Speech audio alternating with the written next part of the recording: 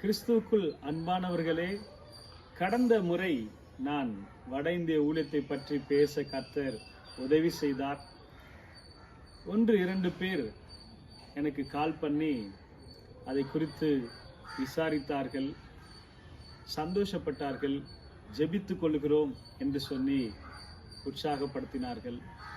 ஆகவே இந்த நாளிலும் நீங்கள் இதை பார்க்கிற நீங்களும் கூட இந்த ஊழியத்துக்கு நீங்கள் உங்கள் ஜெபங்களில் நீங்கள் நினைவு கூர்ந்து நீங்கள் ஒவ்வொரு நாளும் ஜெபிப்பீர்கள் என்ற நம்பிக்கையோடு இந்த நாளில் உங்களோடு நான் பேசிக் கொண்டிருக்கிறேன்.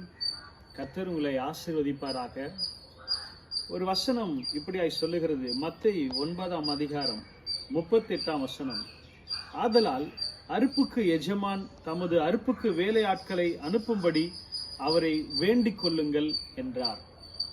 ஆம் அன்பானவர்களே, இங்கிருந்து ஆயிரக்கணக்கான கிலோமீட்டர் கடந்து நாங்கள் செய்ய போகிற அந்த வட இந்தியாவில் சென்னையை போன்றதோ அல்லது தமிழ்நாட்டை போல செழிப்பாகவோ நல்ல வசதி வாய்ப்புகளாகவோ நாங்கள் தங்குற இடம் கூட அவ்வளோ வசதி, ஒரு ஃபேனோ ஒரு நல்ல காற்றோட்டமோ நல்ல ஒரு அறைகளோ ரூமோ தங்குற வசதிகள் கூட இருக்காது.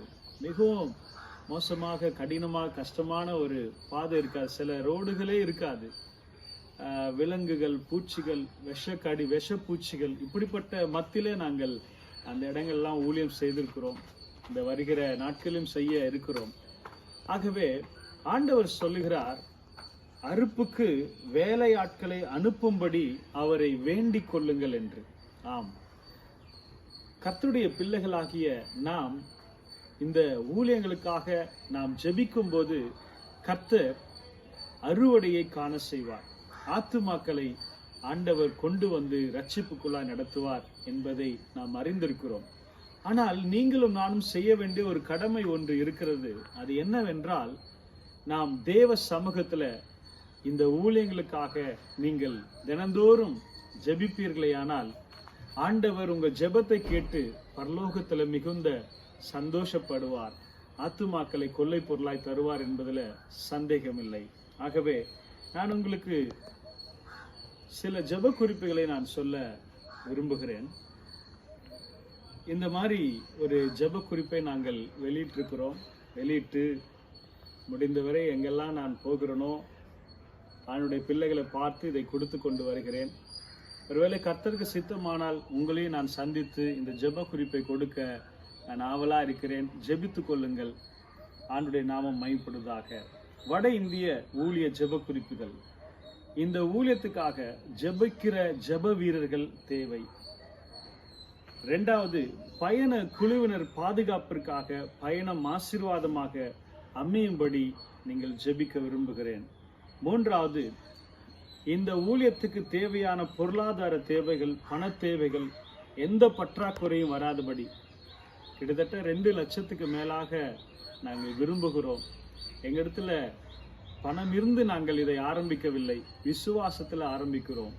ஆகவே கர்த்தர் உங்களுடைய ஜெபத்தின் மூலமாய் கர்த்தர் அற்புதம் செய்வார் என்பதை நாங்கள் விசுவாசிக்கிறோம். 4வது, ஊழியம் செய்யும் நாட்களில் எந்த எதிர்ப்பும் எந்த தடையும் வராதபடிக்கு. நாங்கள் செல்லுகிறது எலெக்ஷன் நேரத்தில் தான். எலெக்ஷன் முடிஞ்சிடும் நாங்கள் போகிற பகுதியில். ஆனால் ரிசல்ட்டு ஜூன் 5ஆம் தேதி தான் சொல்லப்பட்டிருக்கு. ஆனால் அதுக்கு முன்பதாகவே நாங்கள் ஊழியத்தை செய்து முடித்து வர இருக்கிறோம்.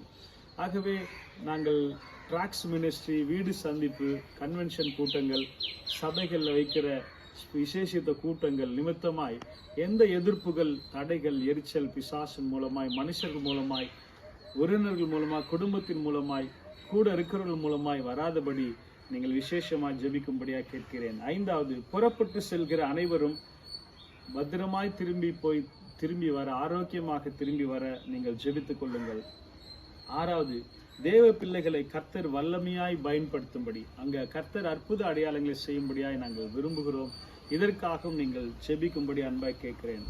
7வது, உணவு தேவைகள் சந்திக்கப்பட வேண்டும். சபையார் நம்முடைய குழுவினருக்காக, அங்குள்ள ஏழை எளிய மக்களுக்கு நம்மளால் இயன்ற வரைக்கும் அங்க ஜனங்களுக்கு உதவி செய்ய இருக்கிறோம். ஆகவே இந்த தேவையை கர்த்தர் சந்திக்கும்படியாக ஜெபித்துக் கொள்ளுங்கள். 8வது, இசை வாசிப்போர், சாட்சி பகிர்வோர், ஆராதனை செய்கிறவர்கள், தேவ செய்தி, மொழிபெயர்ப்பாளர், துதிப்பாடல்கள் அபிஷேகத்தோடு செயல்படும்படியாய் நீங்கள் ஜெபிக்கும்படியாய் கேட்கிறேன். 9வது, இயற்கை சூழ்நிலைகள் சாதகமாய் அமையும்படி, வெயில் நிமித்தமாய் எந்த பாதிப்பு வரக்கூடாது, அல்லது மழை நிமித்தமாவோ இயற்கை வேற எந்த செயற்கை தடைகள் நிமித்தமாய் பாதிப்பு வராதபடி ஜெபித்துக் கொள்ளும்படியாய் கேட்கிறேன்.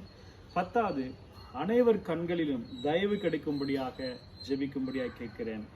உதாரணத்துக்கு போலீஸ் அதிகாரிகள் பர்மிஷன் வாங்கணும், அந்த இடத்துல நடத்துகிற இடங்கள்ல இருக்கிற மக்கள் கண்களில் தயவு கிடைக்கும்படியாக ஜெபித்துக் கொள்ளுங்கள். அதே போல 11வது, ஒரு மனதோடு ஐக்கியமாய் எல்லாவற்றிலும் நாங்கள் இந்த குழு செயல்படும்படியாக நீங்கள் ஜெபிக்கும்படியாக கேட்கிறேன். 12வது, போகிற இடத்தில் ஜனங்கள் ரட்சிக்கப்படணும். இதுதான் ரொம்ப முக்கியம், மெயின்.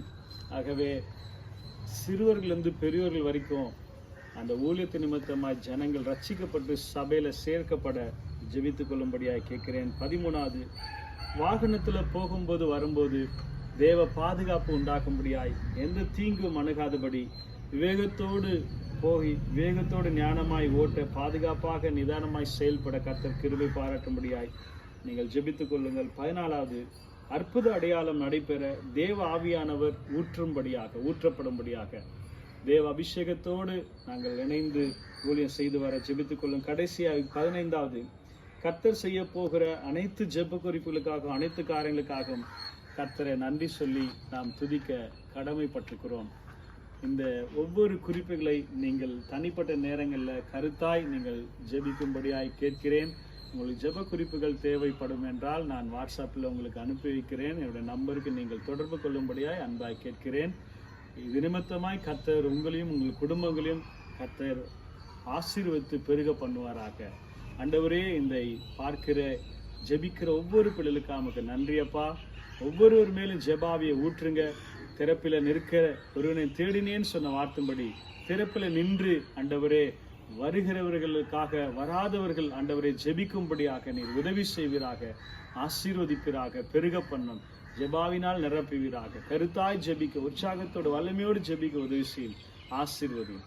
ஊழியங்களை பாதுகாத்துக் கொள்ளும், பெருக பண்ணும், தடைகளை ஓடியும். இயேசுவின் நாமத்தில் ஜெபிக்கிறோம் நல்ல பிதாவே, ஆமென். God bless you.